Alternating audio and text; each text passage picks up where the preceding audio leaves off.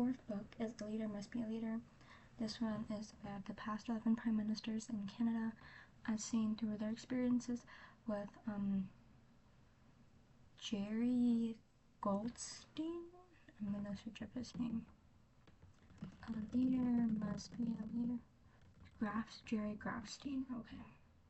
So a few things that got to me in this book. So basically, the first thing is, if a leader can't unite their party or their caucus, they can't unite the country. Which I guess I see. You know, start small to show big results. You know, it's like a sample with a population.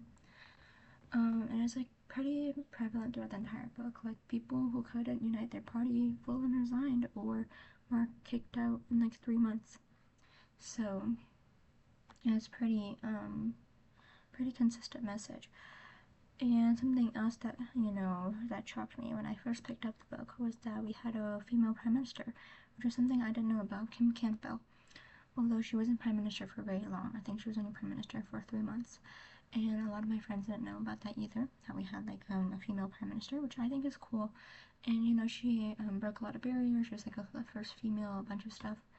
And I hope that we get another female prime minister, and hopefully a person, you know, person of color in my lifetime, which we will. Just, we'll see how soon. And another thing that kind of surprised me, I guess it wasn't very surprising, especially considering the author is a Zionist, which they make very, very clear. They like should have gone to like the prime minister or something. They were like, "I'm a Zionist. This is not a gun. This is a handshake, by the way. I'm a Zionist. If you don't support that, I can't help you. No, I won't help you." And then the prime minister will be like, "I'm a Zionist too." Then they shake hands. And then, like, basically a lot of the prime ministers were Zionists, which especially surprised me was Stephen Bacon Pearson. Not the fact that they were Zionists, but that they were super mega supporters of Israel. Like, apparently Israel, one of the reasons why Israel is still alive today is because of Pearson. I'm just like, okay, thanks Pearson. And he was even like, I think all countries deserve love and safety, but I especially think Israel deserves love and safety. Shouldn't you be saying that about Canada, the country that you were in, that you were prime ministering? I don't know. And that was kind of insane to me. I don't know why so many of the prime ministers are like super proud supporters of Israel when they're not even Jewish. Maybe that's like, is that like racist of me? Jewish anti-Semitism? Semitist of me? I'm not saying being Jewish is bad. I'm just like, why are you really like loving Israel if you're not Jewish, right? Because I would assume, especially how, okay, I'm just gonna stop talking.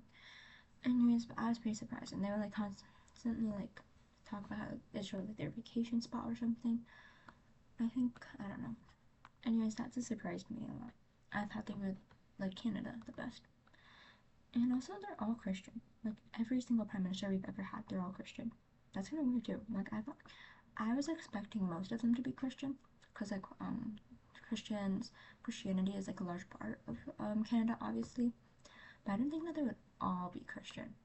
Like, every single one. Like, that's crazy.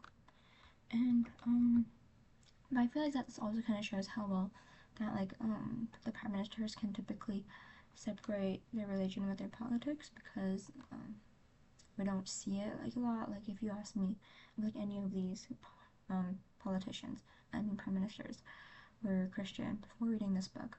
Also, the book didn't say that they were all Christian. That's like something I like, had to search up on Wikipedia after being curious.